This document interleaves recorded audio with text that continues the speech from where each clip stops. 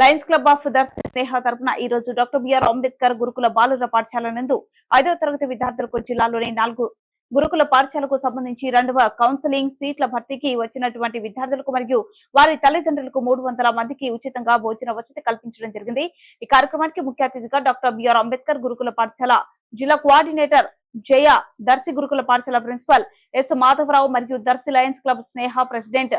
తమవరపు Phanibabu, secretary Panuganti Satyanarayana Gupta, జిల్లా additional cabinet secretary Kalluri Vidyasagar Reddy, club guiding line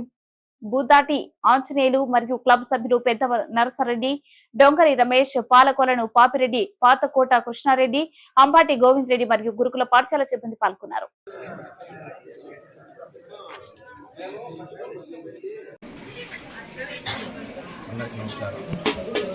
ఈ రోజున దర్శిలోని గురుకుల పాఠశాల నందు 5వ తరగతి ప్రవేశానికి సంబంధించిన కౌన్సిలింగ్ ఏర్పాటు చేయబడింది। దీనికి సంబంధించి తల్లిదండ్రులు మరియు విద్యార్థులకు దర్శి లయన్స్ క్లబ్ ఆఫ్ స్నేహ తరఫున భోజన వసతి ఏర్పాటు అనేది మా ఆధ్వర్యంలో జరుగుతుంది। మాకు సంతోషంగా ఉంది। ఈ కార్యక్రమానికి ముఖ్య అతిథిగా జిల్లా కోఆర్డినేటర్ గురుకుల పాఠశాల జిల్లా కోఆర్డినేటర్ శ్రీమతి జై గారు మరియు ప్రిన్సిపాల్ ఎస్ మాధవరావు గారు